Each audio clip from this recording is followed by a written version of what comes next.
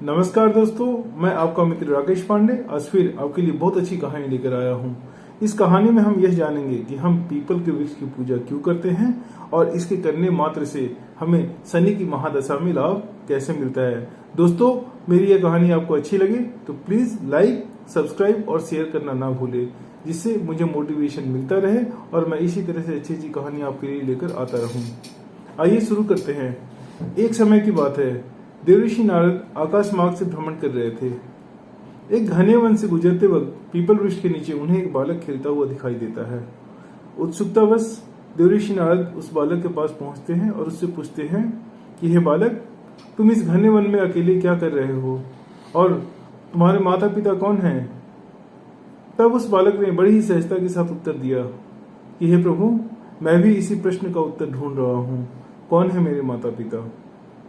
देवऋषि नारद आश्चर्यचकित होकर उन्होंने अपनी दिव्य दृष्टि से देखा और बोला, हे बालक, तुम महादानी महातपस्वी महर्षि दधीचि के पुत्र हो, जिन्होंने अपने अस्थियों का दान देवताओं को किया, जिस कारण से तुम्हारे पिता की मृत्यु हुई और तुम्हारे पिता के मृत्यु के वियोग में तुम्हारी माता सती होकर अपने प्राण त्यागे। तब उस बालक ने कहा कि हे प्रभु, मेरे माता पिता के अकाल मृत्यु का मुख्य कारण क्या था? कृपया करके मुझे विस्तार पूर्वक यह कहानी बताए। तब देवऋषि नारद कहते हैं कि एक समय की बात है, वृतासुर नामक राक्षस स्वर्ग पर आक्रमण कर दिया और इंद्रादि देवताओं को परास्त कर स्वर्ग पर अपना आधिपत्य स्थापित कर लिया। दिन पर दिन वह देवताओं को तरह तरह से प्रताड़ित करने लगा और जिससे समस्त संसार में कोलाहल मच गया और सभी देवता बहुत ही दुखी और परेशान हो गए। अंत में इंद्रादि देवता ब्रह्मा जी के पास गए और पूछे, हे प्रभु, आखिरकार वृतासुर नामक राक्षस से हमारी सहायता किस प्रकार हो सकती है और उसका अंत कैसे हो सकता है? हमें कृपा करके बताने का कष्ट करें।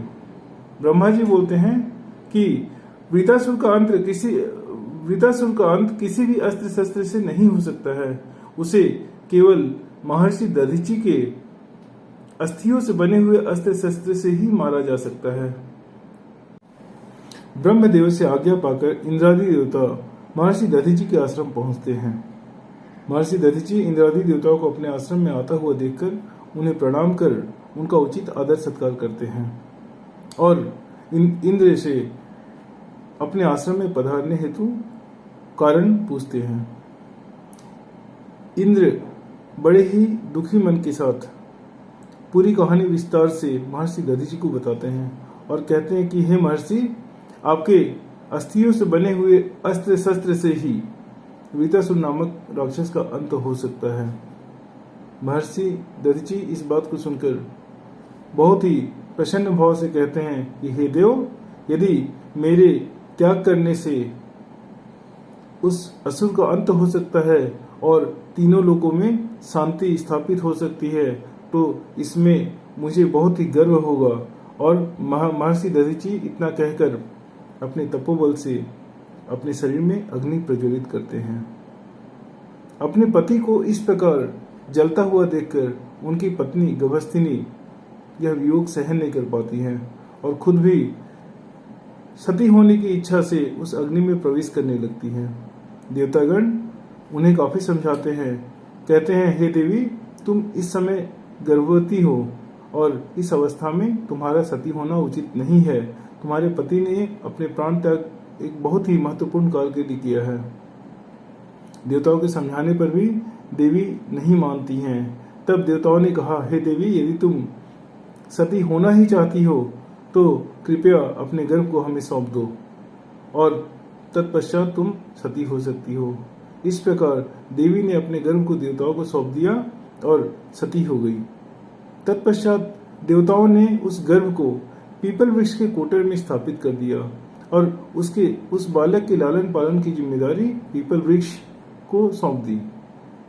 इसी प्रकार हे बालक, तुम्हारे माता पिता का अंत हुआ और तुम बाल्य अवस्था में भूख लगने के कारण, भोजन न मिलने के कारण पीपल के पत्ते और पीपल के फल खाकर आस्ते आस्ते बड़े हुए और तुम्हारे माता पिता की अकाल मृत्यु और तुम्हारी इस अवस्था का मुख्य कारण शनि की महादशा थी।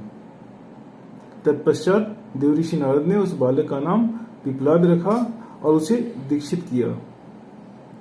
देवऋषि नारद से प्रेरणा पाकर वह बालक ब्रह्मदेव की तपस्या करने लगा।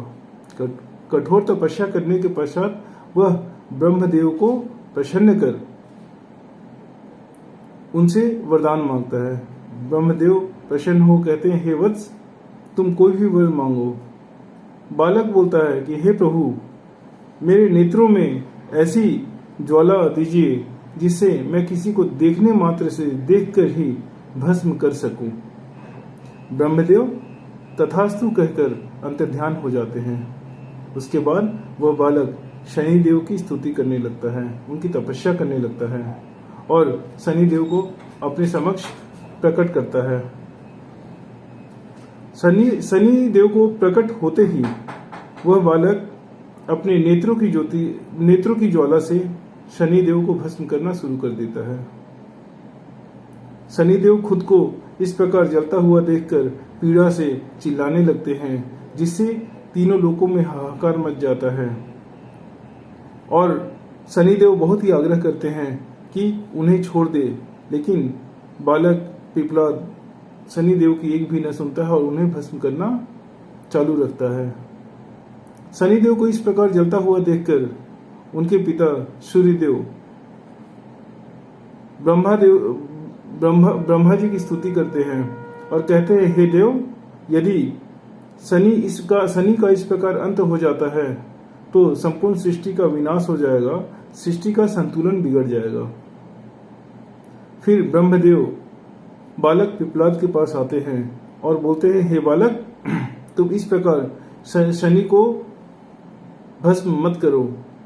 यदि तुम शनि को भस्म कर देते हो तो तीनों लोगों का संतुलन बिगड़ जाएगा और संपूर्ण सृष्टि का विनाश हो जाएगा। इतना समझाने के बाद भी बालक पिप्पलाद ब्रह्मदेव की एक न सुनते हैं।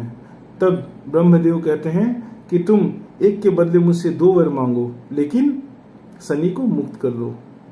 तब बालक ब्रह्मदेव से 2 वर की बात सुनकर बालक पिप्पलाद बहुत ही प्रसन्न होते हैं और कहते हैं, यह प्रभु, यदि आप वर देना ही चाहते हैं तो पहला वर यह दीजिए कि जन्म से 7 वर्ष तक की आयु के किसी भी बच्चे की कुंडली में शनि की कोई दशा नहीं होनी चाहिए।